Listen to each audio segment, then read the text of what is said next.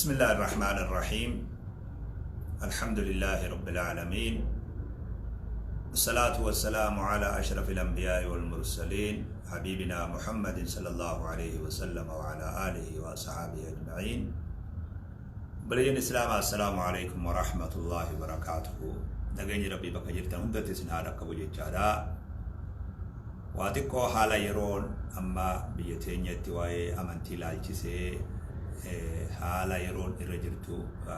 واتكو اسمه بسوبر بادا أكما اسم بيتان كليلي أمارا نانوا مقالا موتا جانيتي راكون أمة إسلام الرقيسي راكو مسجد قبوتي في راكو قبينيا نما قبو أمة إسلام نانوا سنة جرور الرقيسي مسجد أفوري في سوقي دبا سدي أوليلا دبا أفوري نمني بك سميلن دكي أرجع وغانو هيمو هنگستو خسارة أمة سنة رجعه وان نمري بتشي سورة سوقي تنا تا مسلمات في تكريستانا تولدت آنتو تا مسلمة أكيبي تكريستانا أكيبي دي تنتبر الرأي جني بشان برد أبتني الرأي دامسني سوقي لي برو أكيسين غبتو تاسفمي ونسون سجن تانا كودا ميجي جورا كبيني باجي في مخينالين أمني مسلمة كبو تارغان ساني فولمي مقالان سن تارغا سن كبتني مخينالي في باجي سن تارغا سنين مقالان خيستي كوبما تلتي أمني إسلاما وانا متديرا تلفئي هوري يروغ بابدو تي زيرو تي دي بي وان هدو أمتا خيني رفتشيسي أمتا مسلمة أخبايا في سين سخجرو أمتا خيني بكجرو هندا ترفتشيسي حواسن هدو تتافير ربودي مرماتوري والريوان كان مرماتور تنهندي خبية خيسر تني في بيالا جرتني جزاق القدو ربي سني آخفلو يجون بربالا أكا ودي فنو دين قد كونفرنسي مقالا حرارتي ديمسي فمرت قيالا ماف أكيرت ودي فنو أدادا ورّا بيساني ورّا قاما بيساني الرابو في خدق ايوان كان لالي في خكاكيلو تدالون نسابية كليلي أماراتي خبيسان كاكيلو تبيهو أكيرت ودي فنو أرغاني وأنا مري فجيسو كليني أماراتون إثيوبيا وهانغنا ما جيسو تكاجيتولا نمني أويرون ساممتي كبيني ساممه بقتا أكغافة درا حواسن خيني أسي بقتني بقتا تهي اللين بي كمني أكنمتي فرافي خنا رجلي فجأة هفي أكلا كويسان كمني نمي رادوي قبري بقتي أولو دبي ركچاتو جنازة منا خاي هيما غافتو بوليغت ديماتو بقتي دبي ووالا فامي ركون مسلمة تنانو سنجرتو رب ما فرماته في دمالي ركوا كسي قدو تكانا قردو إثيوبيا ما جل راجنة مجايب سيسدو أمني كريستانا خبيتين يخيس جرو نغيان جرو ساتي في دين سا ودوغ جيسو أمني مسلمة هنگي بيا سنجرو مو أكا تجراتو والالي وانا ما جايب سدو ربي فرماته ساني آفدو رب الراخجيلا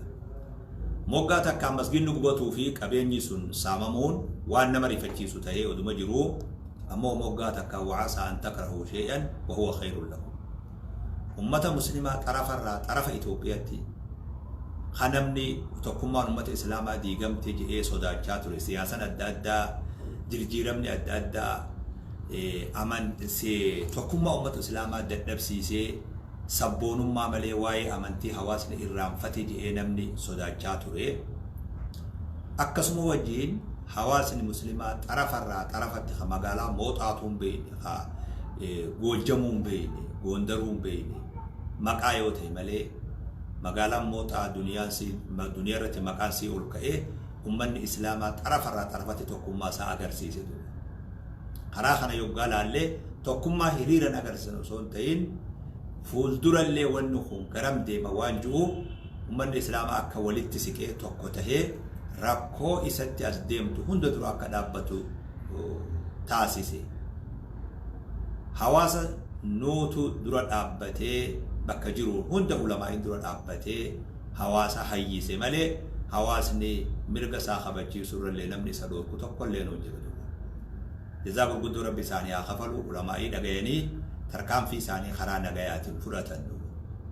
ووتو بيتين يا خيستي طرفت كوتان تكوسونا فين حواسن به obboleeyyan ofii saniif ni jirra jechuu agarsiise waan san mormaa ture. Qabeenya jara saniitii fi masaajida san deebisuudhaaf hawaasni wareegama kafaluudhaaf bakka hundaa qophaawaa ture. Nuutu dhaabbaa akkanaami wanni hundi siraata qabdi. Dura masgiida kana warruma diige santu deebisuu qaba. Qabeenya kanas warruma saamame santu deebisuu qaba. Warra saame sun guyyuu kaisaan diigan ogodu tijaaraa deemni isaanis boru guban hiikaan qabu dhaabbaa waan ju'uun hawaasni muslimaa wal hayyisee wal dhaabe malee ummata san qabeenyan ilaa deeggaruutti qophaawaa ture hawaasni jechuudha. Ummata san irraa waan akkam beekan islaamummaa qofa jechuu malee. Kanuma namoonni tokko biyya adda addaa keessaa aboo dhaabbaa wanni hundu laalchisu amaara kajalaa gubanisi ka gubes amaara nuti wanni kun kililii tanjallee laalchisu nullee laalchisu yaa'ii bakka biroo nutti fidinaa je'ee namoonni tokko ka siyaasaadhaan lakkafame yoo ilaalchisaa dogoggoree ummata islaamatiin akkas jechaa ture namoonni hedduun duuba anillee gurra kiyyaan hin dhagaye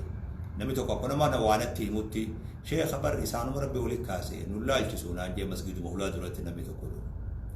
kanuma akkas godhaa turan haalli sun hundi didamee ummanni islaamaa tokkummaa isaa agarsiisaa ture bu'aan bakka kanaan argamee isin warri qilleensirra jirtan hin beeytan bu'aan bakka kanaan argamee bu'aa laafaadhaa miti. Waan amma argame kana hawaasni muslimaa ka biyya keessa jiru osoo isin lafan banne hojiitti hiikee hawaasa islaamaa mataa walii qabuudhaaf bu'uura tahee wanni kun jechuudha. Yoo irra dalagatan bu'uura tahee argame jechuudha. Hiriirri boodarra bahee keenya dirdhawaati guyyaa kaleessaa hiriirri kun karaa adda addaatiin hayyama gaafaturraa kaasee magaalaan teenyas komaandii boostii waan jirtuuf beeksisuudhaaf tattaaffii goonee akka ta'ettuu hayyamamaa ture. Haa ta'u immoo abdii hiriira kanarraa waan hin qabneef rakkoon takkas madaan kaleessatis jiituun waan jirtuuf naannoo dirdhawaa kana boodas hiriiruma kana dura rakkoon takka karaa yuunivarsiitii argamtee waan jirtuuf warri qaamni nagaa eeguu fi hundi sodaa waan qabuuf akka tinu dhorkanis dhabanii akka tinu hayyamanis dhabanii gidduu lafaa sossodaachaa turan. Eeguma guyyaan sabtii fi aladaa kunillee hin ta'u qullubbii fi waan tokkotu jira nama hedduu asiin dabra waan jaamuun nuti sachi eeguu jirra waan jaamuun guyyaa isinitti dabre. Haa ta'ullee guyyuma isinitti dabru kana wajjiin guyyuma isinaa kana gufachiisuudhaaf tattaaffii hedduu godhamaa ture. Masaajida hedduu dhaqanii hiriirri boruun jiru jechuu hanga afaan feetiin poolisni himutti karaa ganda Somaalee nuugat kana tattaaffiin godhamaa ture. Waan tokko katabnu hiriira kanarratti waan katabamu bakka itti katabnullee hanga nu jalaa dhorkanitti haalli adda addaa ture. Durataa majliisa illee yaamanii waan kana yoo halaafinnata fudhattan malee dhaabaa hamba jaamutti dhiibban hedduun ture. Akkasuma wajjin ammoo gara boodarratti rakkoon yoo dhufte itti gaafatama waan jiruun hiriirri sun bahame jechuu gara jabeenyaan muratee ummanni islaamaa bahe ijoolleen islaamaa irratti dalaydee dargaggeessii dhimma islaamaatii wajji ta'uudhaan keessaawuu boordiileen dhimma islaamaa keessa jiran ijoollonni akka gaarii abbummaan qabatanii ijoollota magaalaa jiruu fi muhaadaraa tokkummaatii fi qeyroo magaalaa jiruu fi karaa adda addaatiin warra jiru hunda tokko mari'achiisanii guyyaa kana keessa maal qabannee bahuu akka qabnu hiriirri kun maal calaqqisuu akka qabu hatta alaaballeen wanni alaabaa calaqqisulleen akka bakka kana jiraanne yoo alaabaa biyyattii takkittiin ka jiraattu taate malee wanni keenya waan amantii waan ta'eef bifa kanaan godhamuu qaba waan jiruun akka gaariitti irratti dalagamee akka gaariitti guyyaan kaleessuun bahame jechuudha. Waan nama ajaa'ibsiisu karaa garii hogga deemnu asiin kara jalaa boolis mareetii irraa kaanee hashawaa dabarree nambar 1 keessan ilaa dirree iidaa dhufnutti nuti karaan anu fi deeme kana boolisa tokko karaa kanatti nagarree taraafika qofa hogga naannawa firdi beetii kana geenyu taraafika argeetu. Nam tokko gargaarre yoo jenne mala hiriira san nam tokkos te kangoone yoo jenne mala jechuudha. Karaa koneelin lagarrirraa ka'ee warri dhufee hogga karaa deeman korna hogga dabran bakka takka waraana dhaabbatu ijaan agarree jaantu. Tika tokko malee ummanni islaamaa warri dirdhawaa nuti duraan sodaachaa turre osoo wanni takkan hin hafin wanni takkan badiin ummanni takkaa dirree iidatti guyyaa akkasiin bahin guyyaa iidaa akka namoonni gariin mana taa'ee eegaa ture osoo hin tahin ummanni islaamaa dirree sanii bahee islaamatti kabajaa godhe tokkummaa agarsiisee afaan tokkoon dubbatee sababi sablammoonni dirree dhawaadhaa kaduraan maqaa gosaatiin adda fageessaa turan hundi salfii takkarra wajji dhaabbatee mirga isaa mormatee bulchiinsi magaalaa dirree dhawaa dhufee uummatarra wajjiin qooda fudhatee ummanni waan san moromee hoggaa gala deemu khushu'an akka nama dirree iidarraa deemu daran kabajaadhaan dirree iidarraa galan kanaan hawaasa dirree dhawaadhaa asumaan galatoonfatuun fedha hawaasni dirree dhawaa guyyaan kaleessaa guyyaa kabajaa dirree dhawaan qabdu magaalaa wajji jireenyaa magaalaa jaalalaa jedhamee dur abboonni galmeessisan halee ummanni keenya irra deebi'ee haara yoomsee yoo jedhan soban ta'u jechuudha. Raroon gaalaa xiqqaatullee harreen hanqattu jedhanii miti tanumaaf akkasuma ta'e fakkaata duuba. Afaan tokko dhiiraa dubartiidhaan akkasitti ummata islaamatti kabajaa godhanii warruma biyya tana bulchu waraana komandi boostee as jiruu fi warra jiru hunda ajaa'ibsiise wanni sun duuba. Ajaa'iba goosise isa illaanuu akkanaa jechuudha. Ergaa guddoo warra biyya tana jiru hunda namoota biyya biroo jirulleef waan isin waan taate ergaa dabarsine wanni qofa osoo hin ta'in hiriirri sun waan morme san qofa osoo hin ta'in ergaa guddoo dabarse jennee kajeellaa laallelleedha. Takkaa guyyaan akkasii gammachuu guyyaa iida salaannee galleellee akkasii gammachuu nagarree jiru. Kuni waan tokko bu'aa waan sanirraa argame jechuudha. Magaalaan dirree dhawaa ganama godhati baan irraa kaafnee ilaa nuti gallutti magaalaa tana gubbaa firiin takka baajajii sin jirtu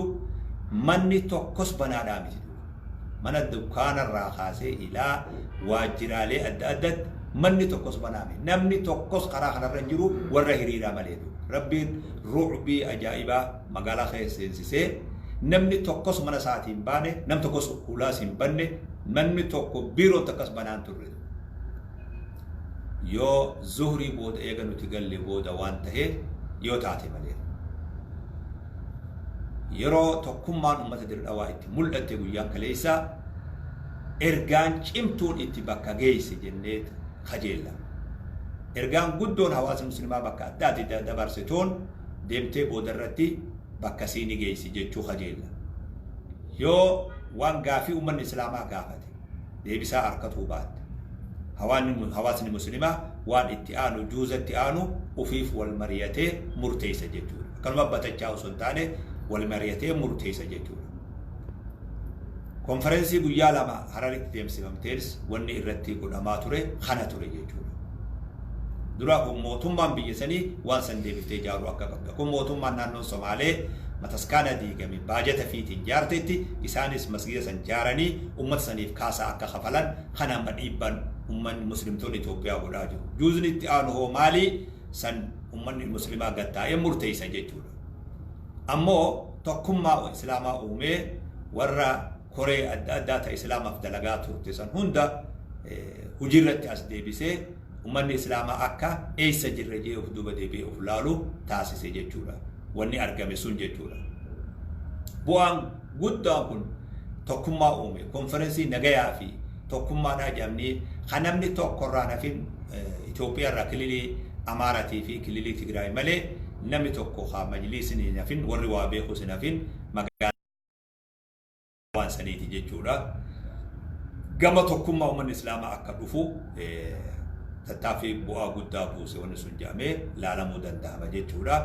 Warreen biyya adda addaa jirtan hundi ilaalcha kanaan laaltan tarkaanfiin itti aantu waan uummanni islaamaa asirraa murteessuun tarkaanfii itti aantu wajjin dhaabbanna jechuudha. Tattaaffii isin bakka jirtan hundatti gootan uummanni islaamaa bakka jirtan hundatti jazaa gurguddoo rabbi isinii haa kafaluu jechuu barbaanna. Warra dirree dhawaa irra deebinee warra dirree dhawaadhaa jazaa gurguddoo rabbi isaanii haa kafalu. Ergaan kalee isaan dabarsan aduwwiifis saahibaafis namoota birootifis namoota oollaa jiruufis guyyaa takkaa seenaa nuti ani fi hanga dirree dhawaa dhufetti ergaa ummanni islaamaa kalee nama Itoophiyaa guutuu jiruuf dabarse ergaa nagayaa, ergaa wajji jireenyaa, ergaa kabajaadhaa, ergaa wal kabajanii jiraachuudha, ergaa sabriidhaa, obsaan waan nama dhufe obsaan geggeessuudha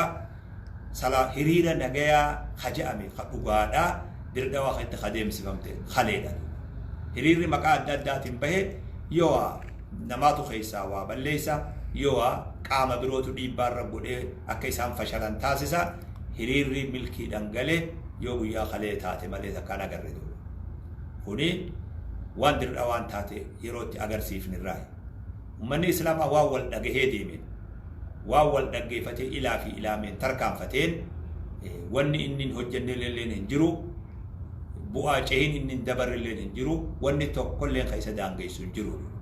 bifuma khalee kanaan hawaasni keenya wal dhagahee wajji deemee akka mirga sallee biitana keessatti kabachiisuu danda'u ummanni islaamaa jechuun ummata laafaame biitana keessatti rakkoon isaa jaarmayaan qabu warri dhimma islaamaa jedhanii jaarmaa majlisa irra kaayamu tokkolleenu hawaasa of jalaan qabu hawaasa isaa wajjin jiru gizuma hundaa mokkoraan teenye tanatu gubbaa sanitti rarra'ee hafa hawaasa of jalatti ijaaruu hin danda'u hawaasa of jaalachiisuu hin danda'u jaarmaa dhabnee garuma garre hunda jala goggorree facaane malee humna jabduu biyya tana keessa jirtu ummanni islaamaa humna dhiibbaa godhuu dandeessu waan fedhe irratti karuma fedheenu siyaasaa fedhe irratti illee ummata dhiibbaa godhuu danda'u filmaataan nu dura jira kaardii jira waan fedhe godhuu danda'u manni kun tokkummaa dhabuu isaatu faffaca'ee akka tokko nyaadhamu isa taasise malee silaa wal dhagahee deeme waa hedduu milkaa'u ammallee bifa kanaan wal dhagahee maaltu na baasaa eenyuun na baasaa eenyuun mirga kiyyanaa kabachiisaa waan jirurratti akka gaariitti qaqqabee laalee humna faffacaatuu namuma arga jala deemtu osoo hin taane humna namni itti haajamu tanamatti haajamtu osoo hin taane humna namni itti haajame isaan barbaadu baatirii qabsiifatee bakka isaan jiranitti isaan itti haajamu ta'uudhaaf hojii jaarmayaa fi hojii jabduu ummata islaamarraa feesisa uf qopheessanii jiraachuun jechuudha kanaafuu wanni mooxatti argamee rakkoon argamte sun ummata keenyaaf ummata islaamatiif miidhaan akkuma jirutti tahee rakkoon akkuma jirutti tahee laalaan akkuma jirutti tahee ammoo wanni sun hawaasa keenyaaf waan faayidaa akkatti lakkaawwan hin qabne nuuf argamsiise gaafa wayyaaneen ahbaasha biitana fidde zaahirri waan sanii hamaa ture ammoo jalaan faayidaa nuti arganne guddaa ture yeroo itti namni bakka jiru uf dhaabbatee uf laale yeroo itti namni aqiidaa islaamatu irra gad dhaabbatee qaceellotti bare yeroo itti kitaabni aqiidaa dubbatu majlisa hunda qaraame yeroo itti namni gama tokkummaa dhufe yeroo san tahee faayidaa guddaa irraa buufanne bee dabre kanuma rakkoon dilli sun numa jirtu bu'aan achirraa buufanne bu'aa guddaa ture ammallee wanni argame kun oduma hammeenyi si akkuma jiru tahee faayidaa guddaa akka ummata islaamatti afaan tokko faayidaa guddaa irraa arganna jennee kajeella kanarratti wal gargaarree wajji haa deemnu ummata rakkate san akka rabbi rakkoo keessaa baasu rabbi kadhannaa qabeenya isaanii qasaamame san akka rabbiin bakkatti isaanii deebisu hawaasa wajjiin akka barbaachisus karooraa fi sagantaa baatu eeggannee sanii wajjirratti umma sanii wajji akka dhaabbannu waliif dhaamsa goona wal dhaggeeffatu gisee hunda murteessaadha wal jala deemuu yeroo hunda murteessaadha tokko ta'anii deemuu murteessaadha faana wal laalanii deemuu murteessaadha ijarraa wal beekuun yeroo hunda murteessaa akka ta'e namuu bakka jirutti akka hubatu dhaamsa isinii godhuu barbaada. Assalaamu alaykum wa rahmatullahi wa barakaatuh.